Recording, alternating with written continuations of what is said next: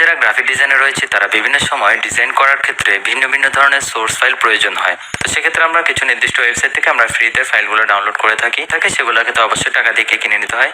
তো আজকে টিউটোরিয়ালে আমি দেখাবো কিভাবে আপনি যে কোনো প্রিমিয়াম ফাইল টাকা দিয়ে না কিনে ইলিস্ট্রেটরের মাধ্যমে রেডি করে ফেলবেন মাত্র 1 মিনিট। ঠিক আছে, করার জন্য আপনারা আপনাদের নির্দিষ্ট ডিজাইনটি সিলেক্ট করে নেবেন। নাও এটার উপর রাইট ক্লিক করে আমি এটিকে কপি করে নিবেন করে ফেলবো, দেন এখানে এসে পেস্ট করে দিচ্ছি। তো যেহেতু আমরা এই লোগোটা কপি করে এনেছি, তো আমরা যদি একটু জুম করে দেখতে পাচ্ছি আমাদের লোগোর কোয়ালিটিটি খুবই লো।